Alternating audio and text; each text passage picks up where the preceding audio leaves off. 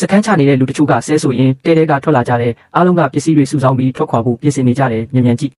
အဲ့ဒီဘက်ကိုကြည့်ကောင်းကင်မှာလျှက်စီးကြောင်းခွဲထွက်သွားပြီးလေထဲမှာပြန်နေတဲ့လူလေးတစ်ခုကိုဓာတ်ရိုက်ထိမှန်သွားတဲ့ဒီမြင်ကွင်းကအရန်တင်ရှားလုံးလို့တိမ်ဟဲမျိုးတစ်မျိုးလုံးတတိထားမိသွားကြတဲ့ဝင်ချင်းတောင်မှာလျှက်စီးတန်ခံနေတာပဲတကယ်လူတစ်ယောက်လျှက်စီးတန်ခံနေတဲ့ငါပြောခဲ့တယ်မလားအရင်နေ့ကတကယ်လူတစ်ယောက်ပြန်နေတယ်ဆိုတာဝင်ချင်းတောင်မှာလျှက်စီးတန်ခံနေတဲ့နောက်ဆုံးလျှက်စီးတန်9ချိန်မြောက်ကျလာပြီးနောက်မိုးမဲတွေတဖြည်းဖြည်းပြေးသွားတယ်ကဘာကြီးလည်းပြန်တည်ငြိမ်လာတယ်ငါလည်းအဲ့ဒီအချိန်မှာပဲတက်ကွယ်သွားခဲ့တယ်အဲ့ဒီညမှာပဲတိမ်ဟဲမျိုးကလူတွေမရင်မတွက်နိုင်အောင်ဝင်ချင်းတောင်ပေါ်တက်လာကြတယ်ဖះเจ้าကလူနဲ့ပြည်လူနီးပါဖြစ်သွားတဲ့ဘုန်းကြီးကတော့ဆက်ရှုပ်နေပြီးမင်းတို့မထင်ကြဘူးလားဖះเจ้าမှာလူတွေမနှံ့တွေကျစ်နေတယ်လို့ဒါကြောင့်လီယန်ကပြန်ပြီးအလုပ်များလာတော့မယ်ဒီအချိန်မှာငါတိမ်ဟဲမျိုးကိုကောင်းကင်ထဲမှာတိတ်တဆိတ်မျောနေတယ်ငါမှန်ပုံးကဘာထဲမှာအများသုံးတဲ့မန်နန်တစ်ခုကိုပျောက်မန်နန်ကိုအသုံးပြုထားတယ်တာမန်လူတွေကိုဖုံးကွယ်ဖို့လုံးဝလုံလောက်တယ်ငါမတက်နိုင်ပဲရင်ပြီးသွားတဲ့ရိုးဝက်ဆန်းကျဲသောဆွမ်းအားကြောင့်ငါချီချင်းစုအဆင့်ကိုတိုက်ရိုက်ကျော်ပြီးနောက်ဆုံးအဆင့်ကိုရောက်သွားခဲ့တယ်အခုတော့ချီချင်းစုကိုထိန်းချုပ်ပြီးကင်ဆာဆဲလိုင်းကိုတိတိကျကျဖျက်ဆီးနိုင်ပြီ